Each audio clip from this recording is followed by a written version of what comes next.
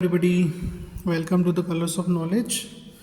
और हम कक्षा 10वीं की गणित में चैप्टर 5 जो है उसमें प्रश्नावली 5.1 उसका चौथा प्रश्न हल कर रहे हैं। ठीक है, अभी चौथे प्रश्न का छठा प्रश्न आज हम हल करेंगे।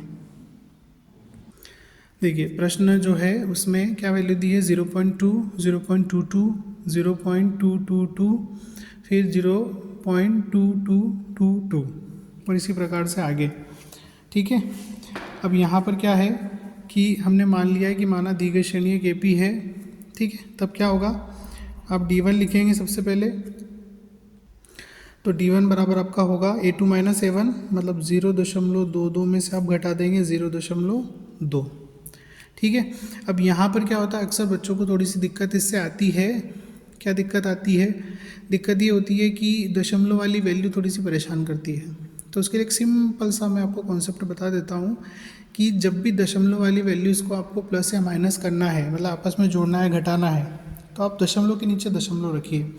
जैसे उदाहरण के लिए यहाँ पर ये दोनों घटाना है आपको, 0.22 में से आपको घटाना है 0.2, तो 0.दशमलव के नीचे दशमलव आना चाहिए, ये 2। ठीक है, इसको घटाएंगे आप। अब यहाँ एक गैप है, यहाँ कोई वैल्यू नहीं है, तो यहाँ हम एक 0 लगा सकते हैं। ठीक है, दशमलव के बाद जो मान है उनको बराबर करने के लिए, उनकी संख्या को बराबर करने के लिए, मान की संख्या मतलब मान में जो अंक हैं उन अंकों की संख्या को समान करने के लिए हमने एक दशमलव के बाद एक 0 लगा दिया है। अब इसको आप घटाएंगे तो 2 में से 0 घटाएंगे 2 आएगा, 2 में से 2 घटाएंगे 0 आएगा, और दशमलव फिर 0। तो इसकी जो वैल्यू है वो क्या हो जाएगी, 0.02। ठीक है, ये हो गया D1। इसी प्रकार से D2 लिखेंगे हम। तो D2 के लिए A3 माइनस A2 होगा, मतलब 0.222 माइनस 0.22। ठीक है, अब यहाँ पर भी वही केस है, यहाँ पर दशमलव के बाद 3 अंक है, यहाँ पर दशमलव के बाद 2 अंक है। अंकों की संख्या बराबर करने के लिए हमने एक 0 लगा दिया। जब आप इसको घटाएंगे तो घटाने पर 2 में से 0 घटेगा 2 आएगा, 2 में से 2 घटेगा 0, 2 में से 2 घटेगा 0.0। ठीक है, तो अब यहाँ देखिए आप कि D1 का जो मान है वो 0.02 मिला और D2 का जो मान है वो 0.002 मिला। ठीक है, तो क्या है, बराबर है? बराबर नहीं है। ठीक है, इसकी तुलना में ये मान 10 गुना है ना। जब आप इसमें 10 का गुणा करेंगे तब आपको ये वैल्यू मिलेगी 0.2। ठीक है, तो यहाँ पर सिंपल सी बात है कि चूँकि D1 जो है वो बराबर नहीं है D2 के, अतः दी गई श्रेणी जो है वो एक एपी नहीं है। ठीक है, तो हमने जांच कर ली इसकी कि एपी है कि नहीं है। चूँकि एपी नहीं है तो इसके अगले पद हम नहीं लिख पाएंगे, तो हमारा ये प्रश्न यही समाप्त हो जाएगा। ठीक है, ये हमारा छठा प्रश्न हो गया। इसके बाद इसी का हम 7वां प्रश्न हल करेंगे।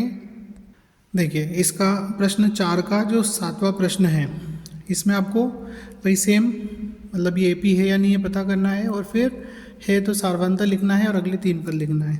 अब देखिए, यहाँ पर हम मान लेते हैं कि माना यह एपी है। यह कौन, जो श्रेणी आपको दे रखी है वो एपी है।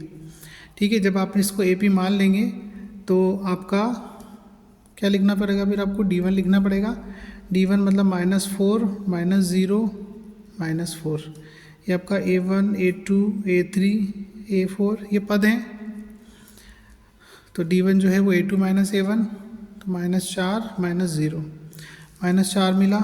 ऐसे ही D2 लिखेंगे, D2 A3 मतलब -8, और उसमें से घटाना है -4 को। ठीक है, तो -8 माइनस प्लस 4, ये हो जाएगा -4।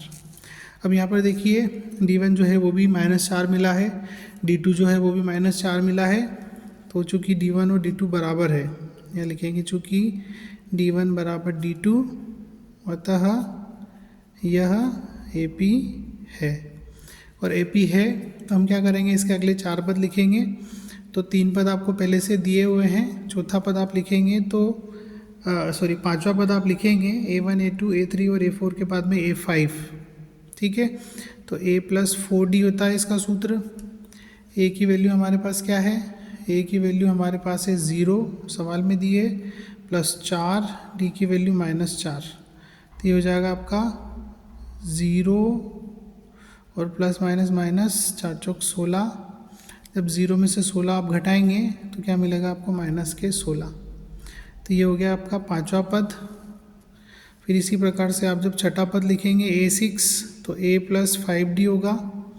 A प्लस 5D मतलब 0 प्लस 5 मल्टीप्लाई -4, 0 प्लस में माइनस का गुणा करेंगे तो -20।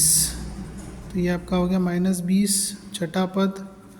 फिर आपका सातवां पद A7 तो A प्लस 6D, तो A आपका 0, 6 मल्टीप्लाई -4, 0 प्लस माइनस माइनस, 6 चौक 24। तो ये हो गया -24। तो इसके अगले तीन पद जो हो गए -16, -20, -24। ठीक, तो आशा करता आपको समझ आया होगा। ये हमने प्रश्न क्रमांक 4 एक्सरसाइज 5.1 इसके अगले दो प्रश्न क्रमांक आपका 6 और प्रश्न क्रमांक 7 ये दोनों हल किए। Thanks for watching. वीडियो को लाइक करें, चैनल को सब्सक्राइब करें, वीडियो को शेयर भी करें, मुझे सपोर्ट करें। Thank you.